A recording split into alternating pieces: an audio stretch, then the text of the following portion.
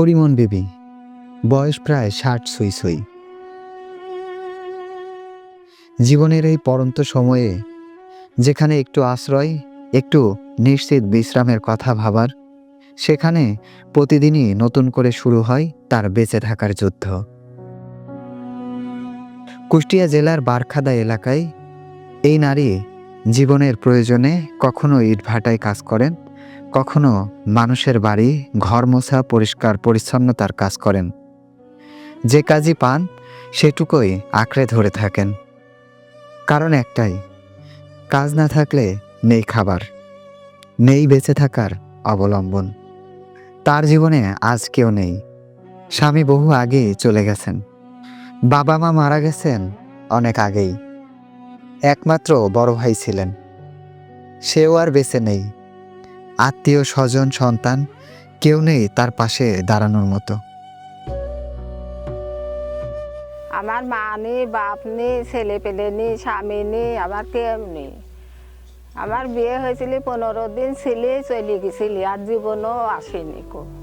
আমি আম্মায় বাপ মার ঘরে আম্মায় দিন কাটা দিলাম, সে মাও মরে গেছে, কেউ নেই।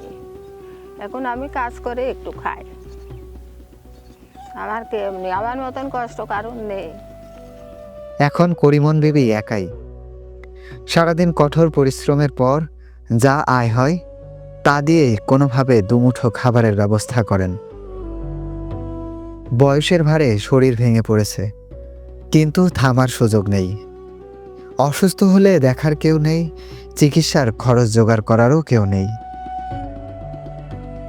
সমাজের চোখের আড়ালে থাকা এমন অসংখ্য করিমন বিবির গল্প আমাদের চারপাশে ছড়িয়ে আছে, যারা নীরবে কষ্ট সহ্য করে, কাউকে কিছু না বলে জীবন চালিয়ে যায়। করিমন বিবির জীবন যেন এই অবহেলিত মানুষের প্রতিচ্ছবি, যাদের কথা খুবই কম শোনা যায়। আমি মার পেটেতেন পড়িয়েছি, পড়িয়েই আমি সারা জীবন মানুষের কাম করে খেলাম। লোকের ঘর লেপে খাইছি, কাপড় খাইছি, দেওয়াল দিয়ে খাইছি, ডোয়া বেঁধে খাইছি, কাপড় খাইছি। আমি মার পেটেতেন পড়ি, আমি যুগ যুগ কাম করে খাইয়ে যাচ্ছি।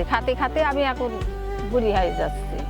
আমার কি কষ্ট ধরাই লয়, আমার কষ্ট আর জীবনে সুখ হইলি না কো, আবার সুখ কবে হবে। তবে শত শত করিমন বিবির পাশে অন্বেষণ, সব সময় সেবায় নিয়োজিত। এই প্রতিবেদনের মাধ্যমে আমরা শুধু করিমন বিবির গল্পই তুলে ধরছি না, বরং সমাজের বিবেকের কাছে একটি প্রশ্ন রেখে যাচ্ছি।